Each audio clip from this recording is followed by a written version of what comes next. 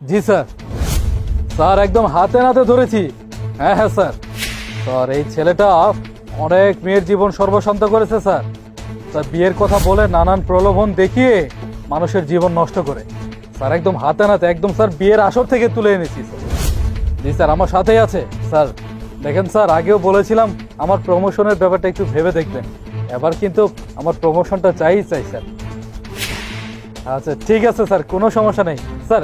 একটা কাজ করলে ভালো হয়, একটা গাড়ি পাঠিয়ে দিন, আসামিকে তো নিয়ে যেতে হবে।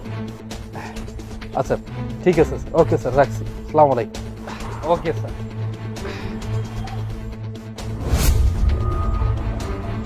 আরে এ কি, এই ছেলে কে তুমি?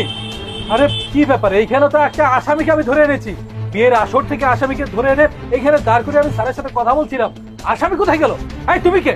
স্যার কতবার আপনারা বললাম আমি কোনো আসামি না, তারপরেও আপনি আমার জোর করে ধরে নিয়ে আসলেন। আরে মাথা আমার খারাপ হয়ে গেছে মানে? এই দেখো, সত্যি করে বলো, এই আসামিটা কোথায় গেল?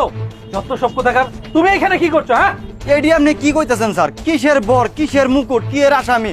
আমি তো স্যার কোনো আসামি টাসামি না। আপনি আমার যাইতে দেন তো, আমি যাইগা। আই চুপ করো, উল্টা পাল্টা কথা বলছো। শোনো, এই ওসি রুকন কখনো ভুল করতে পারে না। আমি আসামি ধরে নিয়ে এখানে দাঁড় করিয়ে রেখেছিলাম। হ্যাঁ, সত্যি করে বলো তো, তুমি কি সেই ছেলেটা না যাকে আমি বিয়ের আসর থেকে এইমাত্র তুলে নিয়ে এসেছি? স্যার আপনার মাথা মনে হয় পুরাটাই গেছে, আর সোহেও মনে হয় আপনি ঝাপটা দেখতেছেন। আমি কোন সুন্দর কইতেছি আপনারা, আমি কোনো আসামি না। স্যার আমার যাইতে দেন তো। এই তুমি কি বলছো? আমার মাথায় গিয়েছে মানে? কি জানি, আমি তো কিছুই বুঝতে পারছি না, আমার সাথে কি হচ্ছে। আচ্ছা ঠিক আছে, যাও, তুমি যাও এখান থেকে। আচ্ছা স্যার। স্যার আপনি তো ভুল করতেছেন, এই তো আসল আসামি। আরে কে আপনি? আপনি এসব কি বলছেন? আমি তো কিছুই বুঝতে পারছি না। স্যার দূর থেকে সবকিছু আমি দেখছি। স্যার এই কিন্তু পাত্র সাইজে এই কামটা করছে, এই দিন লঙ্গি সবকিছু এর কাছে জমা, আর একটু 2 নম্বর আসামি।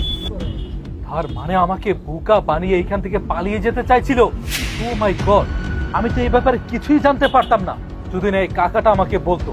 তোদের এত বড় সাহস, তোরা কিনা পুলিশকে ধোঁকা দিস।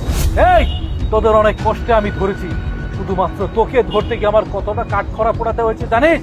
তোকে ধরতে গিয়ে আমার 24 ঘন্টা ডিউটি করতে হয়েছে। তোদেরকে আমি ছাড়বো না। নারীদের সাথে প্রতারণা, তাই না? বিয়ে করার কথা বলে অনেক টাকা পয়সা হাতে নেওয়া, এইবার তোদের ছুটাবো আমি। চল থানায়, থানায় নিয়ে গিয়ে 2টাকে যখন বাটাম দিব না, তখন বুঝতে পারবি নারীদের সাথে প্রতারণা করার পরিণাম কি হয়। চল নিয়ে যান। চল।